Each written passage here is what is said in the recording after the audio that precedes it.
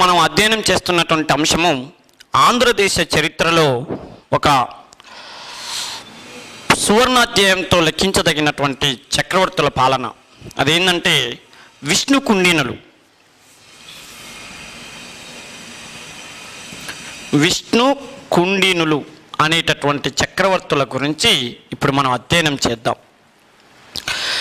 విష్ణు కుండినులు పరిపాలన ఎప్పుడు స్టార్ట్ చేశారు, అసలు వాళ్ళ పరిపాలనలో గొప్ప చక్రవర్తి స్టార్ట్ చేసినటువంటి అసలు ఆ వంశ స్థాపకుడు ఎవరు, ఆ వంశంలో గొప్ప చక్రవర్తి ఎవరు, ఆ వంశంలో చివరి చక్రవర్తి ఎవరు, వాళ్ళ ఆర్థిక సామాజిక పరిస్థితులు ఏందనేటువంటి విషయం కామన్గా మనం రెగ్యులర్గా పాఠాల్లో చదువుతాం. ఎట్లాగో ఇప్పుడు కూడా మనం అధ్యయనం చేద్దాం. అయితే మన లక్ష్యం ఏంటంటే అసలు ప్రతి రాజవంశానికి ఏదో ఒక ప్రత్యేకత ఉంటుంది. మరి ఆంధ్రదేశ చరిత్రలో మన ఆంధ్రదేశ చరిత్రలో విష్ణు కుండినులు అనగానే ఎమ్మటే గుర్తుకొచ్చేటటువంటి అంశాలు ఏమైనా ఉన్నాయా?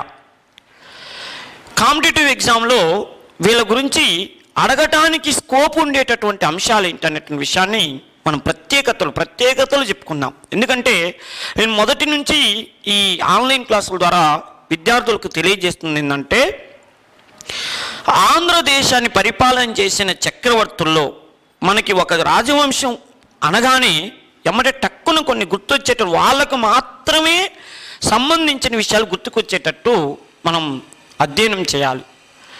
ఇప్పుడు ఉదాహరణకు చూడండి, ఇక్ష్వాకులు అనగానే మనకు గుర్తుకొచ్చేది ఏంది అంటే దేవాలయాలు కట్టించిన మొట్టమొదటి దక్షిణ భారతదేశ రాజవంశం అంటే ఇక్ష్వాకులు గుర్తుకొస్తారు. అదేవిధంగా శాతవాహనులు అనగానే గొప్పతనం అంటే ఏం గుర్తుకొస్తుంది? దక్షిణ భారతదేశం మొత్తాన్ని ఏకం చేసిన రాజవంశం అంటే శాతవాహనులు గుర్తుకొస్తారు. కాకతీయులు అంటే ఏం గుర్తుకొస్తారు అని అంటే ఏమంటాం? శాతవాహనుల తర్వాత సంపూర్ణ ఆంధ్రప్రదేశ్ని ఒక్కటి చేసిన రాజవంశం అంటే కాకతీయులు గుర్తుకొస్తారు. దక్షిణ భారతదేశంలో ఒక స్త్రీని మహిళను చక్రవర్తిని చేసిన రాజవంశం అంటే కాకతీయులు గుర్తుకొస్తారు. ఉత్తర భారతదేశానికి పరిమితమైనటువంటి శిల్పకళని దక్షిణ భారతదేశానికి ఇంట్రడ్యూస్ చేసిన రాజవంశం అంటే కాకతీయులు గుర్తుకొస్తారు. ఇట్లా చెప్పుకుంటూ పోతే గుర్తుకొస్తారు. మోటుపల్లి ఓడరేవు అంటే కాకతీయులు గుర్తుకొస్తారు. మార్కో పోలో అంటే కాకతీయులు గుర్తుకొస్తారు అంటూ. అట్లాగే విష్ణు కుండినులు అంటే ప్రత్యేకంగా గుర్తుకొచ్చే విషయం ఏంటంటే ప్రత్యేకతలు చూద్దాం. వీళ్లకు మాత్రమే సంబంధించిన ప్రత్యేకతలు. నెంబర్ 1, ఆంధ్రదేశ చరిత్రలో విష్ణు కుండినులు అనగానే ఎమ్మటి గుర్తుకొచ్చేది గుహాలయాలు. గుహాలయాలను నిర్మించిన మొట్టమొదటి రాజవంశం దక్షిణ భారతదేశంలో ఎవరంటే విష్ణు కుండినులు. గుహాలయాలు, దేవాలయాలు ఇక్ష్వాకులు అన్నాం. మరి గుహాలయాలు ఏంది అని అంటే ఒక చిన్న విషయం చూడండి. ఇక్ష్వాకుల పాలనా కాలంలో వాళ్ళలో యెహువల లేదా యెహువల శాంతమూలుడు, వాడిని రెండవ శాంతమూలుడు అనే చక్రవర్తి. డియర్ స్టూడెంట్స్, మన ఆంధ్రప్రదేశ్ రాష్ట్రంలో గ్రూప్ 2 ఎగ్జామ్ మెయిన్స్ ప్రిపేర్ అవుతున్నటువంటి విద్యార్థులకి మన విజయవాడ హర్షిత్ అకాడమీ అందిస్తున్నటువంటి ఒక సదవకాశాన్ని వినియోగించుకోవాలని మేము కోరుకుంటున్నాం. ఏంటంటే ఎగ్జామ్ వాయిదా పడిందన్న విషయం అందరికీ తెలిసింది కాబట్టి మెయిన్స్ ప్రిపేర్ అవుతున్నటువంటి విద్యార్థులందరూ కూడా ఇంకా పర్ఫెక్ట్గా ఈ సబ్జెక్ట్ మీద అంటే అన్ని సబ్జెక్ట్ మీద సరైనటువంటి అవగాహనతో ఎగ్జామ్ రాయాలన్న ఉద్దేశంతో ఆన్లైన్లోను ఆఫ్లైన్లోను వివిధ రకాలైనటువంటి టెక్స్ట్ సిరీస్ని కండక్ట్ చేస్తుంది.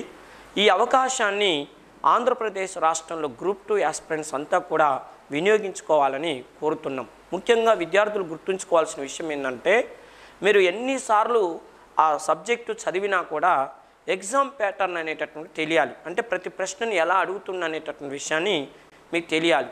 అది తెలియాలంటే ఎక్కువ ఎగ్జామ్స్ రాసినట్టయితే ఏ బిట్టుని ఏ టైప్లో అడగటానికి అవకాశం ఉంది, అదే బిట్టుని ఎన్ని రకాలుగా ఆన్సర్లను చేయడానికి వీలవుతుందని ప్రతి విషయాన్ని ఇప్పుడు ఎలా అంటే మనం ఆ ఎగ్జామ్స్ ద్వారా మనం ఎక్స్పీరియన్స్ సంపాదించుకుంటే అసలు ఎగ్జామ్కి దాన్ని బాగా ఆ అవకాశాన్ని వినియోగించుకోవచ్చు. ఈ అవకాశాన్ని మీరు ఇంటి దగ్గర ఉండి అంటే మీ అంతటి మీరు ఎగ్జామ్స్ ఏదన్నా ప్రాక్టీస్ పేపర్లు పెట్టుకొని చేస్తే అది సక్సెస్ కాలేరు. దీనికి అవకాశం కల్పిస్తున్నటువంటిది ఏంటంటే మన హర్షిత్ అకాడమీ విజయవాడ. వీళ్ళు ఏం చేస్తున్నారంటే ప్రతి సబ్జెక్టు ఎక్స్పర్ట్ అనేటువంటి లెక్చరర్స్ చేత ఈ ఎగ్జామ్ పేపర్లను తయారు చేయించడంతో పాటు ఎగ్జామ్ అయిపోయిన తర్వాత వాటిని అనాలిసిస్ చేయించడానికి కూడా మంచి అవకాశం ఇచ్చారు. దీనిని అతి తక్కువ ఫీజుతో వీళ్ళు అందిస్తున్నటువంటి అవకాశాన్ని మీరందరూ వినియోగించుకోవాలని కోరుతున్నాను. దీనిలో ప్రత్యేకంగా ఏపీపీఎస్సిలో ఆంధ్రప్రదేశ్ హిస్టరీకి సంబంధించినటువంటి 75 మార్కులకు సంబంధించినటువంటి దాన్ని ప్రతి ఎగ్జామ్ని అంటే ఆఫ్లైన్లోను ఆన్లైన్లోనూ నేనే వాటి గురించి ఎక్స్ప్లెయిన్ చేస్తాను. విద్యార్థి మిత్రులందరూ కూడా ఈ సదవకాశాన్ని వినియోగించుకోవాలి. ఇంకా 45 రోజులు టైం ఉంది కాబట్టి ఇప్పటి నుంచి ఎగ్జామ్స్ రాయటం మొదలుపెట్టినా కూడా రేపటి రోజున ఖచ్చితంగా మీరు సక్సెస్ అవుతారని మాట ఇస్తుంది హర్షిత్ అకాడమీ. దీనికి సంబంధించినటువంటి ఇంకా ఏమన్నా ఫుల్ డీటెయిల్స్ కావాలనుకుంటే ఈ నెంబర్కు సంప్రదించగలరు. హారతి దేవాలయం, కుబేర ఆలయం, నొడిగేశ్వర ఆలయం, పుష్పభద్ర స్వామి ఆలయం ఇలాంటి టెంపుల్ కట్టించిందని చెప్పినాం. మరి వాళ్ళ టైంకి సిమెంట్ ఉందా, ఐరన్ ఉందా, సాంకేతిక పరిజ్ఞానం ఉందా అంటే లేవు. వాళ్ళ టైంలో వాళ్ళకున్న నాలెడ్జ్ని బట్టి టెంపుల్ కట్టించారు. ఎలా అంటే మన అభివృద్ధికి మన సుఖ సంతోషాలకి కారకుడైనటువంటి దేవుడు వర్షంలో తడవటమో ఎండలో ఎండటమో చూస్తుంటే ఆ రాజు తట్టుకోలేకపోయిండు.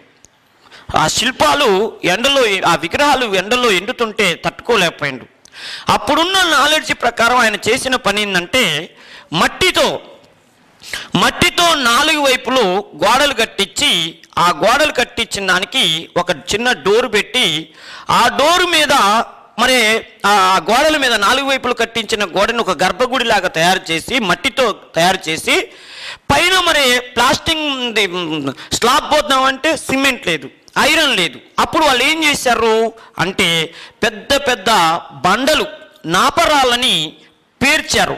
ఇంత పెద్ద ఆలయానికి ఒకే సైజులో బండ దొరకదు కాబట్టి ఒక బండని పెట్టి దాని మధ్యలో ఒక క్లాత్ అన్న, ఒక గుడ్డ పేలికనన్నా, లేకపోతే ఒక పేపర్నన్నా, ఒక పేపర్ కాకపోతే ఏదో ఒకటి ఒక ఆకునన్నా పరిచి ఆ ఆకు పక్కన మళ్ళీ ఇంకొక బండని పెట్టి అట్లా వేసేవాళ్ళు.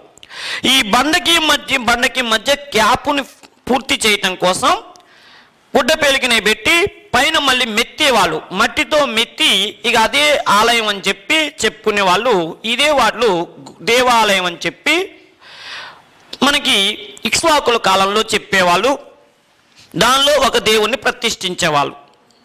ఇక దేవాలయం అని పేరు పెట్టుకుని ఆ దేవుని కొలిచేవాళ్ళు. అంత బాగానే ఉంది. అదే మనం ఇప్పుడు ఇక్ష్వాకులు దేవాలయాలు కట్టించారు అన్నాం. మరి విష్ణుకుండల కాలం నాటికి గుహాలయాలు ఎందుకు వచ్చినాయి అంటే గుహాలయాలు వాళ్ళు ఎలా డెవలప్ చేశారు? వాళ్ళు దేవాలయాలు డెవలప్ చేస్తే వీళ్ళు గుహాలయాలు ఎలా డెవలప్ చేశారంటే మన ఈ ఇక్ష్వాకులు కట్టించిన టెంపుళ్ళు మట్టితో కట్టించినాయి. ఇందాకే మనం చెప్పుకున్నాం చుట్టూ మట్టి పెట్టి గోడలు కట్టారని. మట్టితో కట్టించిన గోడలు ఎప్పుడు ఉంటాయి?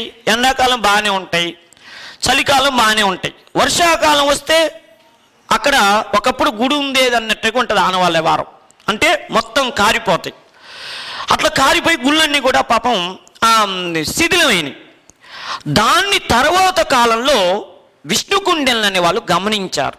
ఓహో, మనకంటే ముందే దేవాలయ సిస్టమ్ అనేటువంటి ఒకటి ఉంది, మరి ఆ మత సిద్ధాంతాన్ని మనం ఎందుకు కొనసాగించకూడదు, ఆ సాంప్రదాయానికి మనం ఎందుకు కంటిన్యూ చేయకూడదు అని ఆలోచించి ఈ ఇక్ష్వాకుల లక్ష్యం బాగుంది, కాకపోతే వాళ్ళ ఆలోచనలో పాప అప్పుడున్న పరిస్థితులు అలా చేశారు. మనం కొద్ది వెరైటీగా ఆలోచిద్దామని చెప్పి వీళ్ళు చేసిన పని ఏంటంటే విష్ణుకుండెలు ఎక్కడైతే పెద్ద పెద్ద కొండలు ఉంటాయో, ఆ పెద్ద గుహలు ఒక కొండల రాళ్ళు ఉంటాయో అక్కడికి వెళ్ళి ఆ రాళ్ళని శిల్పుల చేత, నైపుణ్యం కలిగినటువంటి శిల్పుల చేత చెక్కిచ్చి దాన్ని మొత్తం కూడా ఒక మొత్తం తులుసుకుంటూ వచ్చేవాళ్ళు. తులుసుకుని రావటం వల్ల ఏమవుతుందంటే బండలాగే పైన ఉంటుంది, కింద మాత్రం ఒక మొత్తం ఓపెన్గా ఉంటుంది. అంటే ఒక బౌలు, ఒక గిన్నెని కనుక బోర్లిస్తే ఎలా ఉంటుందో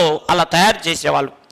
తయారు చేసి దానికి డోరు పెట్టి లోన విగ్రహాలు పెట్టి అదే గుహలోకి పోతున్నారు కాబట్టి గుహాలయాలు అని పెట్టారు. ఇలాంటి వాటి వల్ల ఏమవుతుందో తెలుసా? సిమెంటు, అప్పటికి సిమెంటు లేదు, అప్పటికి ఐరన్ లేదు. కానీ వాళ్ళ ఆలోచన చూడండి, వర్షాలు రాని, తుఫాన్ రాని, కొట్టుకొని పోని చెక్కు చెదరని గుహాలయాలు కట్టించిన రాజవంశం దక్షిణ భారతదేశంలోనే ఒక కొత్త విధానానికి నాంది పలికిన రాజవంశంగా చరిత్రలో నిలిచిపోయారు.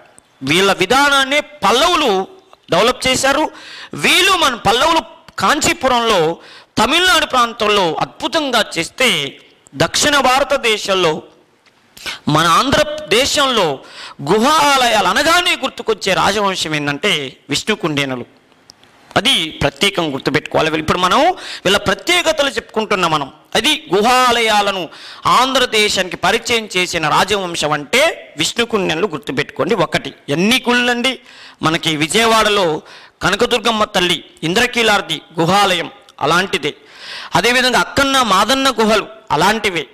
అదేవిధంగా భైరవకొండ గుహలు, ఉండవల్లి గుహలు, ఇలాంటి ఎన్నో గుహాలయాలని ఆంధ్రదేశానికి అందించిన రాజవంశం విష్ణుకుండెలని ఒకటి ప్రత్యేకత.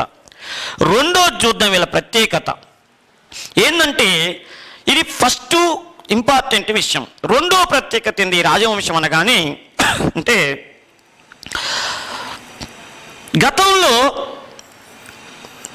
ఆంధ్ర శాతవాహనులు కానీ వాళ్ళ తర్వాత పరిపాలన చేసిన ఒక ప్రసిద్ధి చెందిన రాజవంశంగా ఆంధ్రలో నిలిచిపోయింది ఇక్ష్వాకులు. కానీ ఎవరు పరిపాలన చేసిన రాజభాషని, ప్రాకృత భాషను ఉపయోగించేవాళ్ళు. ప్రాకృతం అంటే మౌర్యులు ఉపయోగించిన భాషని అధికార భాషగా ఉపయోగించేవాళ్ళు.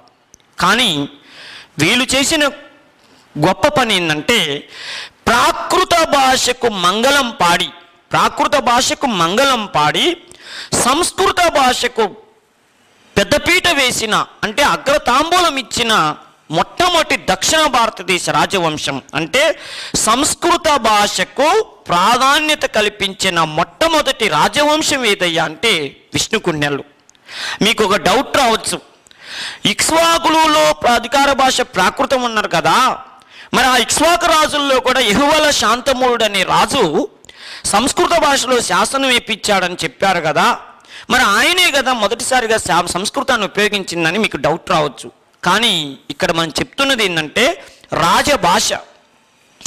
యెహువల శాంతమూలుడు సంస్కృతంలో శాసనం నేర్పించినా కూడా ఆయన భాష, అధికార భాషను మాత్రం ప్రాకృతాన్నే చేశాడు. కానీ ఎక్కువ మంది చక్రవర్తులు ఆదరించిందేది, వాళ్ళు ప్రాకృత భాషను అనుసరించారు. రాజ్యస్థాపకుడైన శాంతమూలుడు కానీ, వీరపురుషదత్తుడు కానీ, రుద్రపురుషదత్తుడు కానీ, ఈవెన్ ఈయన కూడా ప్రాకృత భాషనే రాజభాష చేశాడు. కానీ సంస్కృతంలో ఒకసారి శాసనం ఇప్పించాడు. భారతదేశంలో మొట్టమొదటి సంస్కృత శాసనం జునాగఢ్ శాసనం అయితే, ఈయన సంస్కృత శాసనాన్ని నాగార్జునకొండలో వేయించాడు ఆయన అని ఆ ప్రత్యేకం చెప్పుకుంటాం. కానీ రాజభాషను మాత్రం ప్రాకృతాన్ని ఉంచారు. అట్ట అనుకుంటే శాతవాహన చక్రవర్తులలో కుంతల శాతకర్ణి ఉన్నాడు, సంస్కృత భాషని రాజభాష చేశాడు. కానీ అసలు బేసిక్గా వాళ్ళ రాజభాష అంటే ఏమంటాం? ప్రాకృతమే అంటాం. అట్లా ఒక రాజు చేసిన దాన్ని అధికార భాషగా చూడకూడదు. మొత్తం రాజవంశం ఏదనేది చూసినప్పుడు మాత్రం ప్రాకృతం ఆంధ్ర శాతవాహనులు, ఇక్ష్వాకులు ప్రాకృతం. కానీ వీళ్ళకున్నటువంటి ప్రత్యేకత ఏంటంటే, సంస్కృతాన్ని రాజభాషగా చేసిన మొట్టమొదటి దక్షిణ భారతదేశ రాజవంశం అంటే వీళ్ళు. ఒక ముఖ్యమైన విషయం ఏంటంటే, వీళ్ళు ఏం చేసినా తర్వాత కాలంలో అందరికీ ఆదర్శప్రాయం అని చేశారండి. ఎందుకో తెలుసా? గుహాలయాలు వీళ్ళు పల్లవులకి ఆదర్శప్రాయమయ్యేటట్టు చేశారు. సంస్కృత భాష వీళ్ళు రాజభాషను చేసి తర్వాత కాలంలో ఒకటా రెండా చాళుక్యులు కానీ, పల్లవులు కానీ, కాకతీయులు కానీ ఎందరో చక్రవర్తులు సంస్కృత భాషను రాజభాష చేయటానికి వీళ్ళే ఆదర్శమయ్యారు. మరి ఎందుకు వీళ్ళు ఇంత సంస్కృత భాష మీద ఎనలేని మమకారం చూపించారంటే, వీళ్ళు కరుడుగట్టినటువంటి హిందూ మతం అది శైవ మతం లేదా వైష్ణవ మతానికే పెద్దపీట వేశారు. వైష్ణవ మతమే మా దేవుళ్ళు ఈశ్వరుడు విష్ణువు అని చెప్పి ప్రత్యేకంగా వైష్ణవ భక్తికి శైవ భక్తికి ప్రాధాన్యత ఇచ్చారు. మరి వైష్ణవ భక్తికి శైవ భక్తికి ప్రాధాన్యత ఇస్తే సంస్కృత భాషను ఎందుకు ఆదరించాలి? ఏం ప్రాకృత భాషను ఆదరిస్తే వైష్ణవ మతానికి శైవ మతానికి ప్రాధాన్యత ఇవ్వకూడదు అంటే, వేదాలు ఏ భాషలో ఉన్నాయండి? ఉపనిషత్తులు ఏ భాషలో ఉన్నాయండి? సంస్కృతంలో ఉన్నాయి. మరి రాజులు సంస్కృత భాషను ఆదరిస్తారంటే ఆటోమేటిక్గా వైదిక మతాన్ని, హిందూ మతాన్ని మీద ప్రేమ చూపిస్తున్నట్టుగా మనం అర్థం చేసుకోవాలి. చూడండి మౌర్యులు ఉన్నారు. మౌర్యులు ప్రాకృత భాషను రాజభాష చేశారు. వాళ్ళు ఫ్యామిలీ వేరు మతాలను అనుసరించారు. అజీవక మతం అన్నారు, మౌర్య చంద్రగుప్తుడు జైన మతం అన్నాడు, అశోకుడు బౌద్ధ మతం అన్నాడు, సంప్రతి అశోకుడు మనవడైన సంప్రతి మళ్ళీ జైన మతం అన్నాడు. వాళ్ళు ప్రాకృత భాషను అనుసరించారు. కానీ గుప్తులు చూడండి సంస్కృత భాషను ఆదరించారు, హిందూ మతమే ప్రధాన మతం అన్నారు. మళ్ళీ గణేశుడు, పార్వతి, విష్ణువు అలాంటి దేవుళ్ళని పూజించారు. అంటే సంస్కృత భాషను రాజభాష. ఎందుకంటే సంస్కృత భాషను రాజభాష చేస్తే అందరూ వేదాలు చదువుకుంటారు, దేవుడి యొక్క గొప్పతనం లీలలు తెలుస్తాయి, ఆ అవతార పురుషుల మహత్యం తెలిస్తే అందరూ మళ్ళీ హిందూ మతాన్ని ఎక్కువగా ఆదరిస్తారని అట్లా చేసేవాళ్ళు. వీళ్ళు కూడా అంతే. సంస్కృత భాషని రాజభాష చేసినటువంటి మొట్టమొదటి దక్షిణ భారతదేశ రాజవంశం ఇది. మూడోది అంటే దీంట్లో మళ్ళీ ఎవరు బౌద్ధ మతాన్ని పోషించలేదంటే సందర్భం వచ్చినప్పుడు చెప్తాను. నెక్స్ట్ మూడోది, ఈ రాజవంశానికి ఉన్న ప్రత్యేకత మరోది ఏంటంటే గతంలో బౌద్ధ మతాన్ని ఎక్కువ మంది చక్రవర్తులు ఆదరించారు. ఇది శాతవాహనులు కానీ ఇక్ష్వాకులు కానీ, ఇక్ష్వాకులలో స్వర్ణయుగం అన్న బౌద్ధ మతానికి ఆదరించారు. వీళ్ళు చేసింది ఏంటంటే బౌద్ధ మతానికి ఆంధ్రదేశంలో మంగళం పాడిన రాజవంశం ఏంది అంటే అసలు లేకుండా చేసిన రాజవంశం ఏంటంటే విష్ణుకుండెన్లు. బౌద్ధ మతం కంటే హిందూ మతమే ఇందాక నేను చెప్పాం, హిందూ మతమే ప్రాధాన్యం అని చెప్పి ప్రాధాన్యత కల్పించారు. మరి అలాంటప్పుడు ఈ మతంలో ఈ రాజవంశాలు అందరూ హిందూ మతాన్ని పాటించారా? ఒక్క చక్రవర్తి కూడా బౌద్ధ మతాన్ని పోషించలేదంటే ఒక్క చక్రవర్తి ఉన్నాడు, గోవిందవర్మ అనే చక్రవర్తి ఒక్కడున్నాడు. ఆయన ఒక్కడే బౌద్ధ మతాన్ని పోషించాడు తప్పితే మిగతా మెజారిటీ రూలర్స్ హిందూ మతానికే ప్రాధాన్యత కల్పించారు. అది ఈ రాజవంశానికి ఉన్న మరో ప్రత్యేకతలు. నాలుగవది, ఈ రాజవంశానికి ఉన్న ఇంకో మన ప్రత్యేకత ఏంటంటే వీళ్ళు ఉత్తర భారతదేశాన్ని పరిపాలన చేస్తున్న సముద్రగుప్తుడికి వీళ్ళు సమకాలికులు. అంటే ఉత్తర భారతదేశంలో గుప్త వంశం పరిపాలన చేస్తున్నప్పుడు అంటే ఒక ముఖ్యమైన విషయం ఏంటంటే ఉత్తర భారతదేశంలో గుప్త వంశ రాజులు, ఉదాహరణకి పాటలీపుత్ర అని రాజధానికి చేసుకొని గుప్తులు పరిపాలన చేస్తున్నారు. అంటే ఇప్పుడు ఇక్కడ సముద్రగుప్తుడు అనే రాజు పరిపాలన చేస్తారు. సముద్రగుప్తుడు మీ అందరికీ తెలుసు 335 నుంచి 375 మధ్య కాలంలో సముద్రగుప్తుడు ఉత్తర భారతదేశంలో పరిపాలన చేశాడు. సముద్రగుప్తుడు ఉత్తర భారతదేశం మొత్తం దిగ్విజయాలు మొత్తం ఆక్రమించుకుంటున్న టైంలో ఇదే టైంలో విష్ణుకుండెన్లు మన ఆంధ్రదేశంలో పరిపాలన చేస్తారు. అంటే ఇప్పుడు ఇక్కడ ఎగ్జామ్ పాయింట్ ఆఫ్ వ్యూ గుర్తుపెట్టుకోవాల్సింది సముద్రగుప్తుడికి సమకాలీకులైన రాజవంశం విష్ణుగుప్తులని గుర్తుంచుకోండి. అసలు గుప్త వంశానికే సమకాలీకులైన విషయం గుర్తుంచుకోండి ఒకటి. రెండో విషయం ఏందో తెలుసా, సముద్రగుప్తుడు పరిపాలన చేస్తున్నప్పుడు ఆయన కనిపించిన ప్రతి రాజవంశం దగ్గరికి యుద్ధానికి పోయిండు. ఫస్ట్ ఉత్తర భారతదేశానికి పోయి ఉత్తర భారతదేశం మొత్తం ఆడుకుంటాడు, పోయి వాళ్ళందరినీ ఓడిస్తాడు. 9 నాగవంశాలని మన ఇండియన్ హిస్టరీలో చదువుతాం. నవనాగులను ఓడించాడు, 9 రాజవంశాలను ఓడించాడు. అదేవిధంగా యజ్ఞసేనుడని ఒక రాజుంటే వానిపై వాయువ్య భారతదేశంలో ఓడిస్తాడు. అదేవిధంగా 18 ఆటవిక తెగలు బెంగాల్ ప్రాంతంలో ఉంటే, ఈశాన్య ప్రాంతంలో ఉంటే వాళ్ళని ఓడించడానికి పోతాడు. అన్ని రాజ్యానికి రావటం యుద్ధాలు చేసుకుంటూ వచ్చి వాళ్ళందరినీ ఓడించి వచ్చి ఇంటి దగ్గర కొద్ది రోజులు రెస్ట్ తీసుకుందామని కూర్చుంటాడు. మా ఎంకరేజ్మెంట్ కోసం మన హర్షిత్ ఇన్స్టిట్యూట్ యూట్యూబ్ ఛానల్ని సబ్స్క్రైబ్ చేసుకోండి, లైక్ చేయండి, అలానే షేర్